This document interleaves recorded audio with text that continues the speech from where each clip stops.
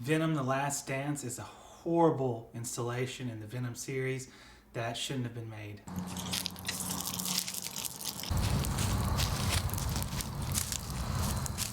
Venom The Last Dance stars Tom Hardy and Chiwetel Ejiofor as the quasi-villain military guy who wants to help him out at the end of the film. The basic plot of it goes that after the multiverse incidents of the last Spider-Man film, Venom's at a bar, he gets sucked back into his verse, he says fuck the multiverse, or he says F the multiverse, and then from there he goes on walking around, discovers a dogfighting ring that he breaks it up, and then they have a little heart-to-heart saying he wants to go see New York City. Venom hops on the back of a plane, but you see this villain that opens the film, or after they change into Venom, this one bad guy on another world somewhere that was imprisoned by the symbiotes sends out his hunters to go and track down Venom, who carries a codex with him and Eddie Brock's character. They have to be in full form for this codex to be seen. This hunter follows them. They hop on a plane. Venom's holding onto the side of the plane. Just kind of makes you go like, what's happening here? Like, he's holding onto the side of a plane. This hunter shows up, is able to somehow jump 30,000 feet in the air, giving this symbiote hunter ultimate power and ability to regenerate it because he gets sucked into the engine and chopped up into a bunch of pieces. Venom falls, or Eddie and Venom falls, and they end up in somewhere in New Mexico, where they meet this hippie family after walking through the desert.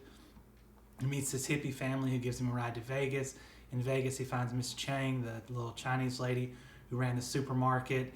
He turns into Venom after they have a dance together, or they have a dance as Venom with Miss Chang, and the hunter shows back up, and that's when the military men show up and end up capturing him after a previously failed attempt while he was out in the wilderness of New Mexico. They take him, they separate him from the symbiote. He's in this place. You have one character who's kind of sympathetic to the symbiotes. She ends up rescuing Venom, goes to Eddie when Eddie gets shot. She transfers Venom over to Eddie. Eddie then is healed, and Venom then being transformed fully because this evil monster has followed them to this secret base, or Area 51's actual base. Area 54 or some number like that they give it is the actual site that's on the side of Area 51. And then the monster shows up and starts fighting. They release all the other captured symbiotes that bond to the different lab people or security guards and try to fight to protect Venom, because Venom has the codex, and once the codex is captured, it'll be able to free this bad guy who's being held in a prison. And they fight it out, and Venom ends up having to do a self-sacrifice once more of these symbiote hunters show up. And again, these symbiote hunters are near indestructible.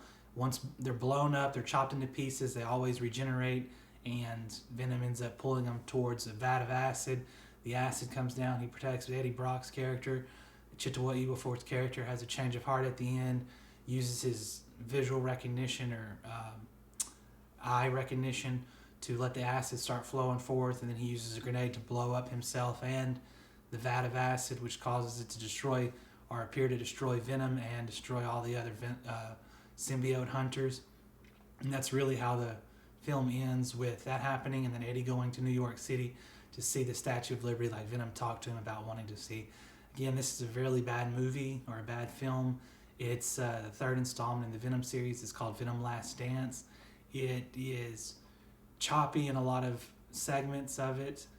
The editing's kind of bad. The fight scenes are really just these symbiote characters. It's a lot of darkness, or the color palette's really dark. The lighting's kind of poor, and it's a lot of CGI of the symbiote hunter, which is like a giant crab-looking thing fighting the symbiotes. And then you see explosion or gunfire here. Helicopter gets brought down. Humvee gets thrown around, and it's really kind of it. It's really hectic and chaotic in most of the film, and all the action scenes or the fight scenes. And it just doesn't warrant recommendation for me. I don't think this one should be watched by anyone. It's on Netflix right now. It's a stinker fully, and it's something that probably shouldn't have been made, but it was made to end out or close out the Venom trilogy. Like I said, I wouldn't recommend this one. Other than that, thank you for watching. Feel free to like, subscribe, share, and have a good day.